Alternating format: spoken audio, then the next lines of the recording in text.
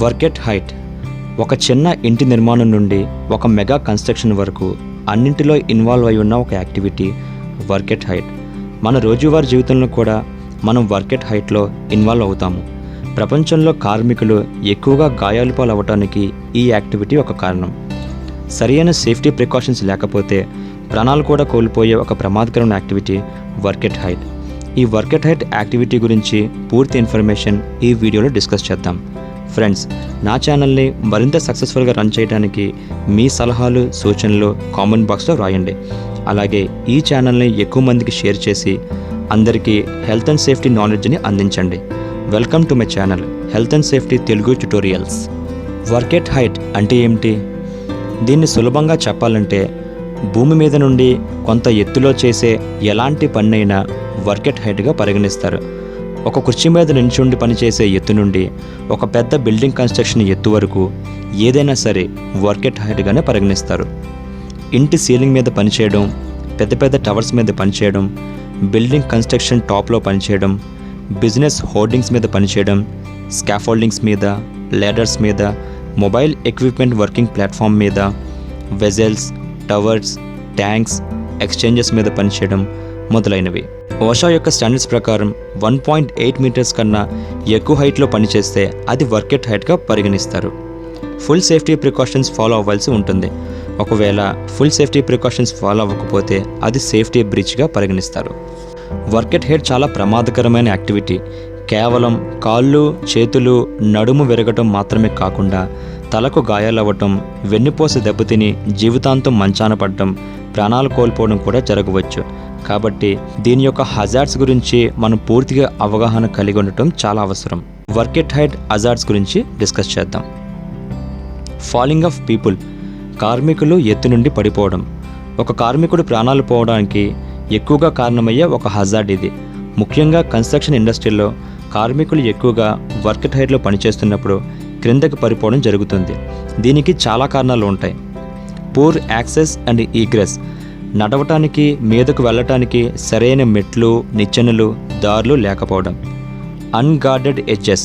Construction యొక్క నిర్మాణాలు పూర్తిగా ఎడ్జెస్తో మూసి ఉండకపోవడం వల్ల. ఓపెనింగ్స్. కన్స్ట్రక్షన్ కోసం చేసిన టెంపరరీ లేదా పర్మనెంట్ హోల్స్ని మూయకుండా ఓపెన్గా ఉంచడం. Poor lighting.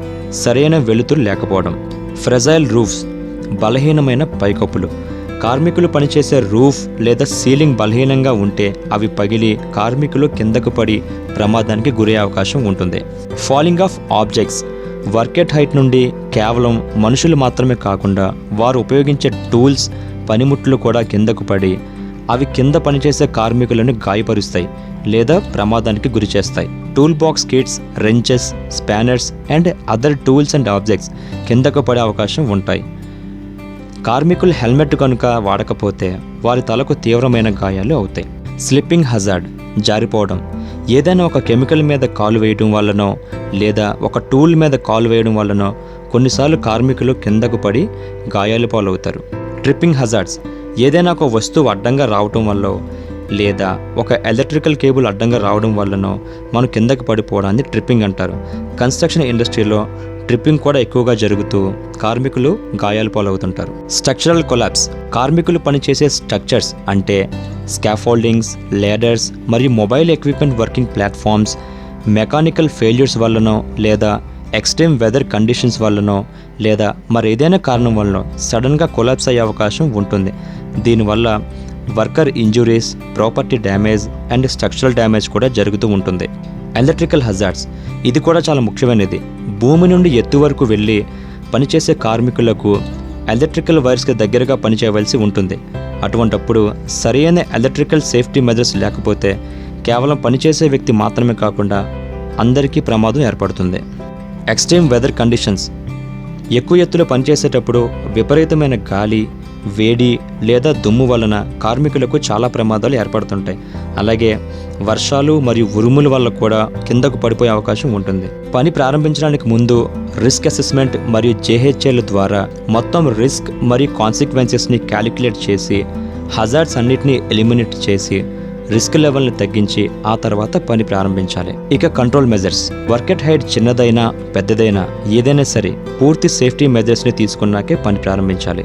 వర్క్ ఎట్ హైట్లో పనిచేసే ప్రతి వర్కర్కి work at height full body harness training మరియు సర్టిఫికేషన్ ఉండాలి. వర్కర్స్ ఎత్తులో పనిచేయడానికి కావలసిన మెడికల్ ఫిట్నెస్ ఉందా లేదా మేనేజ్మెంట్ ముందుగానే చెక్ చేయాలి. ముందుగా కార్మికులు పనిచేయబోతున్న వర్కింగ్ ప్లాట్ఫామ్ అనేది స్ట్రాంగ్ అండ్ సాలిడ్గా ఉందని కన్ఫర్మ్ చేసుకోవాలి. అంటే పనిచేసే రూఫ్ కానీ సీలింగ్ కానీ వర్కింగ్ ప్లాట్ఫామ్ కానీ పనిచేయడానికి కావాల్సినంత బలంగా ఉంది అని కన్ఫర్మ్ చేసుకోవాలి. ప్లాట్ఫామ్కి రీచ్ అవ్వడానికి ప్రాపర్ యాక్సెస్ అండ్ ఈగ్రెస్ సఫిషియెంట్గా ఉందని కన్ఫర్మ్ చేయాలి. ఉదాహరణ ల్యాడర్స్ మరియు MEPW. టూల్స్ అండ్ టాకిల్స్ని ఒక బ్యాగ్లో పెట్టుకొని రోప్ సహాయంతో మీదకు తీసుకుని వెళ్ళాలి. మీదకు వెళ్ళటానికి ఉపయోగించే ల్యాడర్స్ మరియు MEPWలు స్కాఫోల్డింగ్స్ని ఇన్స్పెక్షన్ చేసి ఇన్స్పెక్షన్ ట్యాగ్స్ స్టిక్కర్స్ వేయాలి. పనిచేసే వర్కింగ్ ప్లాట్ఫామ్ చుట్టూ మనుషులు టూల్స్ పడిపోకుండా కంప్లీట్ గార్డింగ్ చేయాలి. ఎడ్జెస్ని మూసివేయాలి.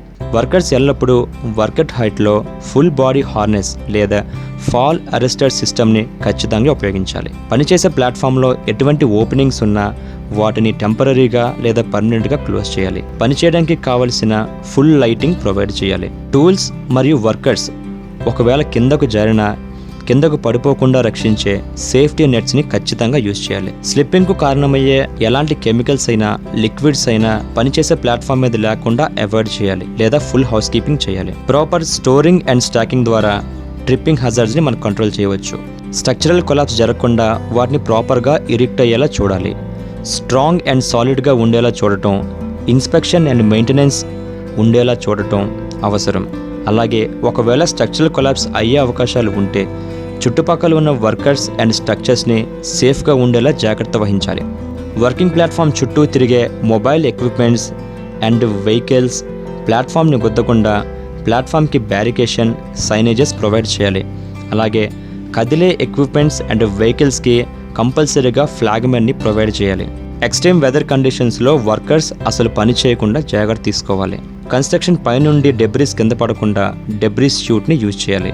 పనికి ముందు తర్వాత ఫుల్ హౌస్ కీపింగ్ ఫాలో అవ్వాలి. వర్క్ ఎట్ హైట్ కోసం ఉపయోగించే స్కాఫోల్డింగ్స్ని కంప్లీట్ కాంపోనెంట్స్తో కంప్లీట్ ఎరెక్షన్ అయ్యి ఇన్స్పెక్షన్ అయి ఉండేలా చూసుకోవాలి. వర్కర్స్ ఎల్లప్పుడూ ఫుల్ PPE ఫుల్ బాడీ హార్నెస్ని ఉపయోగించే విధంగా వాళ్ళని మోటివేట్ చేయాలి. ఇక ఫుల్ బాడీ హార్నెస్ గురించి, స్కాఫోల్డింగ్ గురించి, మొబైల్ ఎక్విప్మెంట్ వర్కింగ్ ప్లాట్ఫామ్ గురించి నెక్స్ట్ వీడియోలో డిస్కస్ చేద్దాం.